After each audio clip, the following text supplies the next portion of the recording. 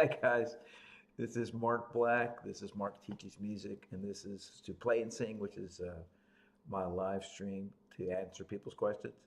And this is episode number 75, which is really strange. It would be that high number. Um, so listen, man, I'm broadcasting today live from Kentucky, which is interesting. On and this lake, dang it, I was trying to make a joke. I'm on Kentucky Lake, and that's gonna let you guess where I was, but I guess you figured it out. So anyway, I'm on Kentucky Lake, and so I have a low signal here, so my uh, broadcast could pop in and out here. Hopefully not. Sometimes it's great. Sometimes hey TDV. Sometimes it's great. Sometimes it's messes up. So anyway, so we'll see. And I wanted you to see just real quick what this looks like. I'm gonna have to, I couldn't get it to work, but check this out. This is what is actually behind me. There you go. See that lake? Isn't that great? Yeah. So I'm so dedicated, man.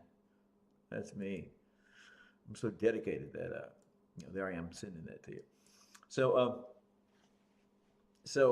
go ahead and send me your questions and stuff. And of course, the purpose of this is to help everybody who's my student and past students and anybody else on the whole earth to become a better musician, to play better, to sing better, and just goodness gracious, through my life, I just wish so many times I wish I had people to somebody to answer just very simple, basic questions. Like how to tune better, or how to finger a certain note, or how do I activate or learn to sing in the middle register, and things like that. So anyway, point is, ask your questions, and don't hesitate. Uh, and until I hear those, I'm going over issues and questions from students. Now, last week was episode. Guess what? It was probably episode 74. I know that's shocking. So anyway, last week was episode 74, and I don't remember what it was about because I'm on a different computer, and didn't get a chance to review. I mean, I couldn't review where I am. So I'm not exactly sure what we talked about. It was something wonderful, I'm sure, and we learned all kind of things. Uh, so this week, I'm looking at issues and questions from students, and so the first one, I'm just going to go ahead and jump in, and the first one is how many different styles. I mean, somebody wants to learn. How many? I want to learn different styles. I want to learn a different instrument. Um, how many can I learn at the same time? And so the issue about that, or the question about that, there's two questions. One is um, um, assimilation, that you have to in assimilate like the Borg, what you're learning. So if you're trying to learn blues, you got to sound like a blues player, not like a rock player playing blues or a country player playing blues. And if you're trying to play the flute, you got to sound like a flute player, and not like a sax player or a bass player learn to play the flute. And not sandwiching. Goes for all the styles and the instruments. Not sandwiching, you know, your flute playing. Let's say if you're learning flute, just as an example, um, you know, squishing down flute playing into what to do, but rather you're saying, no, I want to be a flute player. I want to sound like a flute player. I want to sound like a blues player. I want to sound like a rock musician. So that assimilation. So we have to assimilate the fully incorporate that. It becomes organic. It's natural. It sounds like we sound like a blues player, a flute player, uh, a blues flute player. so anyway, so not necessarily master every little bit, but the idea is more of a um, I grasp the essence, and what is the guts of this. And so anyway, the issue in that about the competence and how much you can take is about your cumulative musical resource score, says Mark Black, and that has to do with uh, all these facets, which I've talked about this a number of times and done several videos on this idea. of that your music, your abilities, how well you can do what you can do, is not assume how smart you are, or how fast your fingers move, or how much you practice, but it's a bunch of things. I'm going to show you this picture here, and I hope you're not looking at this on a phone because it'll be really kind of hard to see. But the point is, all these things together, and there may be something else that I haven't thought of, but as far as I know, this covers certainly, I'd say at least 90%, maybe all of it, of the different issues there. And the things that are there, are like, what are your goals, and you know, um, how good is your ear, and how artistic are you? Not autistic, but artistic, and how much you practice, and what kind of input you have, which could be teaching or books, or, just where are you getting your ideas from, how physically skilled you are, how smart you are, your performance skills, your temperament, and all these things together add up to like how much you can absorb and do at the same time. Now you can increase that score. Uh, and then I've talked about, in the past and many times, it's like, well, um, some people are, for example, they're really smart, they're really physically skilled, they don't practice that much, um, they don't get much instruction and input, and maybe their goals are low. I'm just making up a bunch of stuff, but put those things together, and like, oh, and so this bar we get to, and it's like, well, that person could be a great musician. Somebody else will practice a lot, and they won't have such great skills, but they get good input on how to do things, and their temperament fits the kind of music they want to do, or they've worked to make that fit. So it's a cumulative thing. It's not like a one thing. You have to do these one thing or these three things, but this group of things, and on this list, had and there's probably some other things in there. I don't know what they'd be. So your ability to add new things, whether it's another instrument or another style, or variations in the style, is a function of basically how big is your basket. What all can you do musically, and because then you have some extra left over. You got time, or not time, attitude, ability, skill to learn another instrument, or to learn another style, or to become more facile on the things you're doing. And so it's not just a cut and dried, um, can I add another instrument? Because if you're not very good at one instrument, the one instrument you're doing, or the one thing you're doing, it wouldn't be a good idea to add another instrument, or an instrument, another style. You can't play, I'm going to say acoustic rock. You can't play rock, so it's not probably the time to add jazz, and so you can play that well. So you can. So it's your cumulative abilities with this is supposed to be gears to the output of what you can end up doing, and so that's your starting point, and or how big the basket is that you could put in, and so you got to make that. You can make that. I'm saying, what you put in, you can overfill it where you can't do anything, or you can have a bigger basket, all the stuff you can do, and you can add more and more things, and you can increase the basket by practicing more, by getting good instruction or input, by um, doing things to become orally skilled, physically skilled, rhythmically skilled, to increasing your artistic um, outlook. Like you've been around a lot of good music, a lot of good musicians. Um, anyway, just a bunch of things like that. So anyway, uh, so all right. So another thing, that people are asking, students are asking, or have come up with, is um, what styles require the most skill and the least skill? And so it's interesting. I think it's fascinating that um, in all the kinds of music, there are um, there's a skilled version, and I mean a skilled box, I guess we could say, and a less skilled box. This is a somewhat skilled box and an extremely skilled box. that goes for classical music too.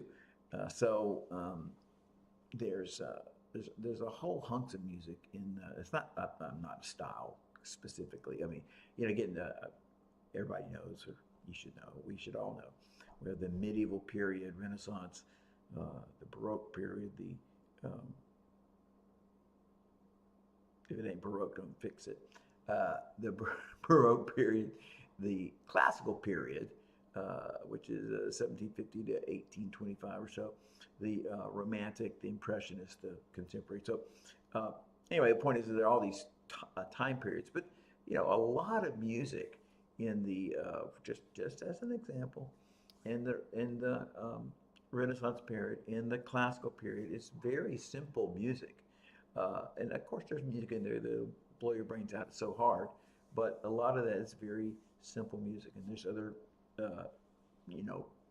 parts of classical music that's really pushing it. And then, like for example, we have country and we have bluegrass. Country music, is not that hard, and bluegrass is the hard version of it. And we have rock and we have prog rock, and we got swing, which is and I'm talking about 30s and 40s swing. It don't mean a thing. And we got jazz, and so we got blues, and we got Stevie Ray Vaughan. And I'm not talking about he's a style, but I'm saying just blues. I shot my baby, and we don't like a noun. I shot my baby, and I don't like a noun. And listen to this blues song. Well, never mind. So anyway, so it's like basic stuff and then more advanced stuff. Now, so the thing about that is, just want to comment, none of that music, when I say music is simple, for example, and I would just say as a general comment, some very simple music styles are country music, a lot of acoustic rock, blues. And there's nothing bad or good, or especially good about hard styles, or especially bad about simple styles, because the point is, what is the purpose of the music? Why do you listen to music? Why do most people listen to music? Most people listen to music to have fun and to take a break and to enjoy stuff. So and the simpler styles of music, appeal to a certain group of people, but also they're communicating a different thing than the aggressive styles of music or the hard styles of music. So the simpler styles of music are communicating a sort of a generic sentence. It's like, I'm like you. I'm just a guy. I'm just singing my song. I'm just, I have some talent. I have some skill. Here's the truth. Let me lay it out. And you don't feel that with jazz, let's say. And you don't feel that with when you watch Stevie Ray Vaughan, you don't think, well, I could do that, and when you listen to Yes, or you're listening to in any of these aggressive Rush, you don't think, well, I could do that too. So anyway, I'm commenting now on the fact that yes, there are harder styles and simpler styles, and again, country, acoustic, blues. Metal is actually quite which is fading fast, but metal is actually a simple style in the chordal sense, and melodically, the solos, like okay, I got to play these amazing solos, yes, but in terms of what the guys in the background are doing, it's pretty repetitive and pretty simple to do. But my point is, those styles are communicating. The simpler styles are communicating unity with, hey man, this is just the way it is. This is the truth, and the listener, I just want to listen to this. And a certain kind of person is attracted to that music, and they should be. And somebody else is not a better person or a better musician, but they want something challenging, something aggressive, something interesting in the music, and so something more interesting than the lyrics. And so anyway, so again, it's interesting that each style's got an aggressive side and a simple side, or more basic side. And then I said country, acoustic, rock, blues, these are simpler styles.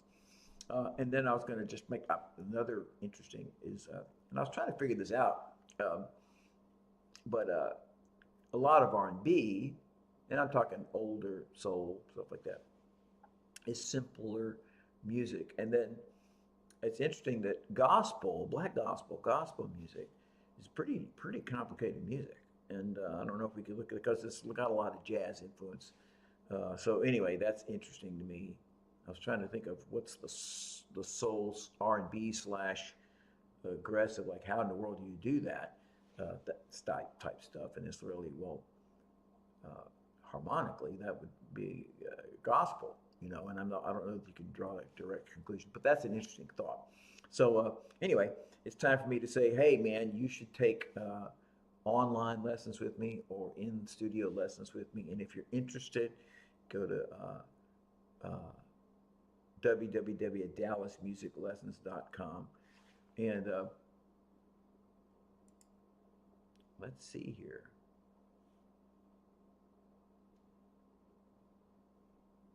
Looks like I've frozen. I'm just going to stop a second. Yeah, I see something. There we go. Well, I have 2 concurrent viewers, so I must be doing okay. So anyway, it may be starting up again. So anyway, so wait, I was in the middle of my shameless plug. You can't.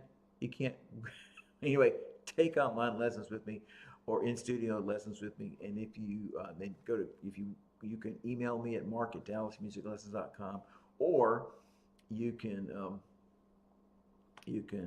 go to dallasmusiclessons.com and check it out. So let's see, that may be looks like it clicked back on again. So all right, I'm gonna keep it going. So now the next thing, things that people brought up. Let's see here. Students brought up. I gotta get my little paper back. There it is.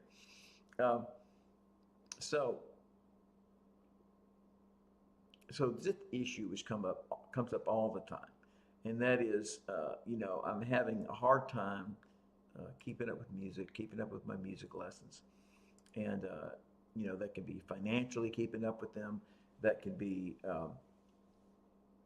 you know, I can't practice. You know, I'm having a baby. Somebody in my family is sick. All these things. These are all real things. And so, how do I know when I should stop? Just stop and try to, you know, try again in 6 months or a year. And so, that's lots of answers to that question. But the first thing is, of course, uh, life is more important than music.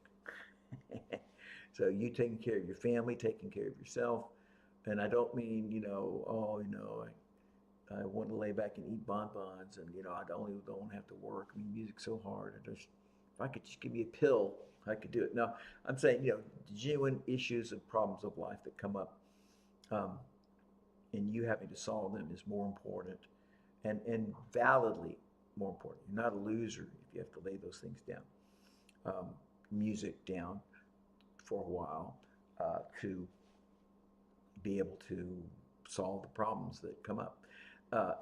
So that's period, punto. That's the truth. Now, excluding that, you know, kinds of horrendous things coming up, only at the best 98%, well, 2%, 1 or 2% of the people who tell me, and I've had about 3,000 students, not lesson students, 3,000 students. So only 1 or 2% of the people who tell me, oh, I'm just going to step out for a week or a month. We were talking with my friend Tom just a couple of days ago about a student who was like, I mean, again, just as an example, it's happened hundreds of times, but, you know, oh, I got various things are going on, you know, it's May, it's June, I'm going to step out, I'll be back in August, you know. It's like that person never started back. That's 5 years ago. Just as a current example, not a current, I mean, just hundreds of examples like that. Because, think about it, the reason you would stop normally would be, a normal reason would be, I don't have time. But if you think about your life, you know, you're never going to have, you're never going to say, hey, you know what, I got an extra, you know, 5 hours a week. I think I'm going to pick lessons back up. And again, I've excluded the people who are and you're excluded, the people who have, when I say true difficulties, I mean like, you know, insurmountable things, problems that are coming up. Uh, so you should not quit. Again, excluding those people who are having true life difficulties. If you possibly can, don't quit because you're never going to have more time. Um, you're always going to have more things or enough things to fill up your day. And so uh, and I'm not saying that because I'm a teacher and I want you can't quit because I won't have an income or something like that. I'm not saying that at all. I'm saying that objectively, uh, this is me being an observer. Because I'm just looking at people, not just 5 people or 20 people, but hundreds of people. I mean, I couldn't possibly even close to teach the number of students who have said, I'm coming back, and I'm really coming back, and you're the best, and blah, blah, blah, all this good stuff. And it's like they still drop out. So what I'm saying is, do not do, not, when you're thinking about stopping and you don't have these horrible things, it's just tough. Things are just tough, I'm kind of busy right now. I'm going to miss a lesson or two in the next couple of months, those kinds of things. If it all, you should look at it like there's a good chance I would never start back. And I'm talking about being realistic, and I'm just being serious right now. I need my pipe, but it's not here. I'm being serious that, when you're thinking about stopping, I don't mean you should look at it, I'm going to quit, but you should look at it like it's going to be really hard for me to start back. And really, I really recommend you keep going, whether you're taking lessons with me or whoever you're taking lessons with, because it's very, very hard to look around and say, well, here I go again. I'm going to jump back in, And if you do have to do that anyway, and whether for bad reasons or good reasons, bad life got you and you can't get out of it, a serious reason, or just a slight difficulty, you need to do everything you can to try to get a deadline that you're going to stick to. I'm going to start I'm going to start back in, for example, here's a great idea. Whoever you're taking lessons from, go ahead and pay. Say, hey, I want to send in an, I'm going to stop in May. I'm going to start back in August. I'm going to go ahead and pay for a lesson in August. Lessons in August, something like that. Telling, selling yourself, I'm going to start back, keeping on this example, I'm going to start back August the 1st. Some way to make it exact. And here comes the time, it's coming down, it's fixing it, I got to start back. And not, well, whenever I feel like I have more time or whatever, I'm going to get back. And again, you're not a bad person if you don't take music lessons, but if you want to learn, you taking lessons is a great thing to do. So I'm saying you should really fight hard to stay in, and it's just not as a curse, but just think of it. Many, many people do not start back. Most people, vast majority of people, never start back. So you're thinking of it like it's going to be hard to pull back into this. I probably should stick it out. And you should stick it out if you can. And I mean that, again, objectively. I'm not thinking of any, I have no students that are doing this at this moment. So, okay. So now the question of students, the advantage, people come in, I'm an adult. Oh my gosh, I wish I started when I was a kid. And then just here's the advantages of a kid starting versus a teenager, older teen, 15 and above, adult. So one group is kid, 6, 7, 8, 9, 10, versus an adult. And then, many, many teens and adults would say adults, I really, really should have started, wish I'd have started this when I was 5, wish I'd have started this when I was, 9 or whatever. And so the advantages of starting when you're young, there's 2 things. One is that, well, I'll say the funny one for the second one. The first thing is that you got, let's say you started when you're 8, and you wake up when you're 14. And so you practiced and played and learned for 6 years. How efficient is that learning? For most kids um, from 8 through 14, and you could say that for everybody from 8 through 888, is that, but kids are less efficient with their learning. I mean, they're not thinking of it like, I mean, they're not thinking of it like, I got to get all this, I got to get all, learn all I can. They're just like, Mom, plop me down to learn this, and I'll do this and put in my 30 minutes, and, like that.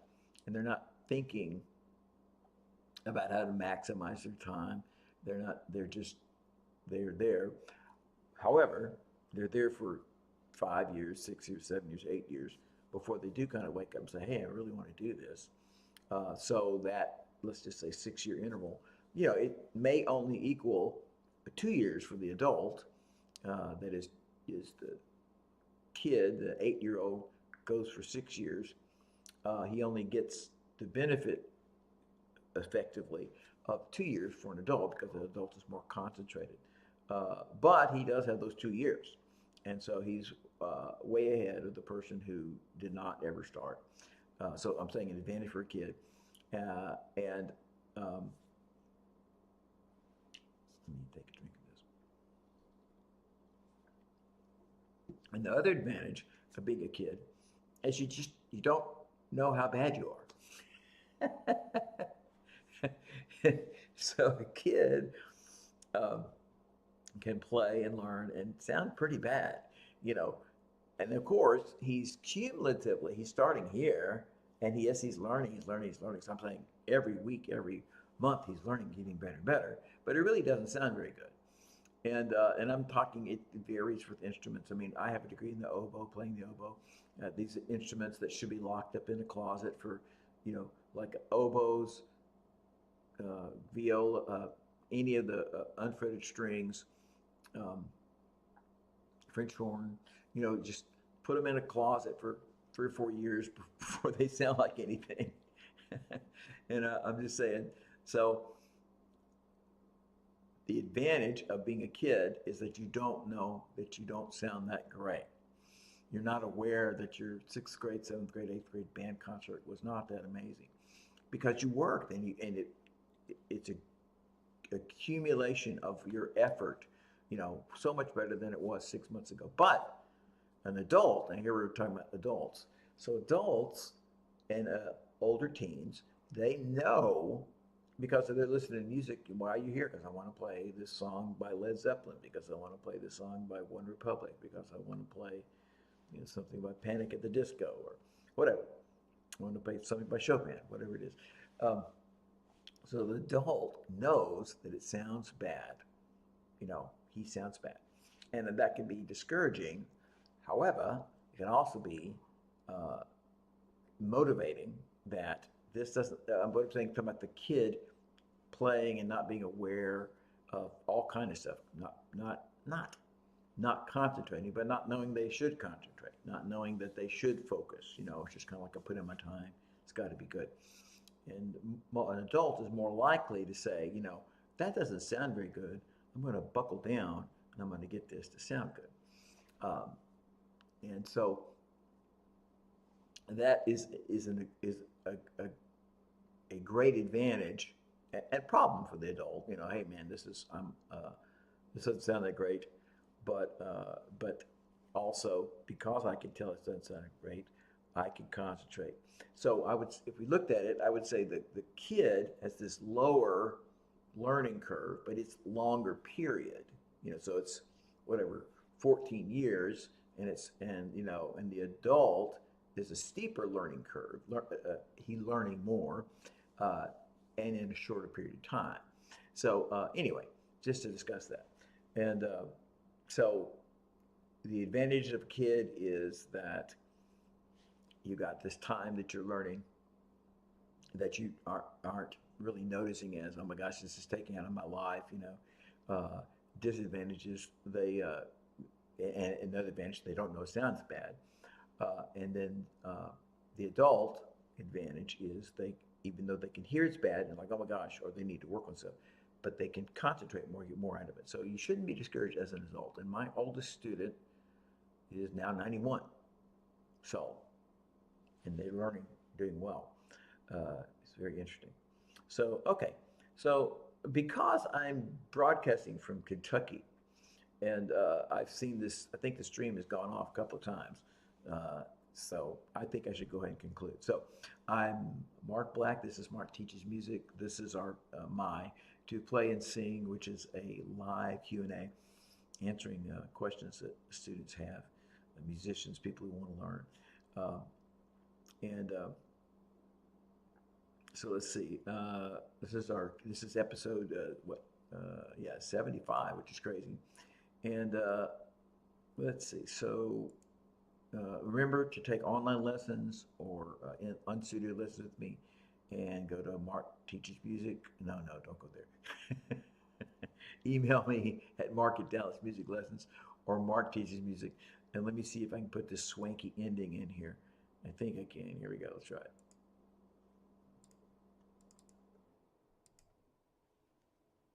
Have fun. Be awesome. I said Like. subscribe. You know you should. Oh yeah, Have fun. Be awesome. Like, subscribe. Have fun. Be awesome. You know you should. Have fun.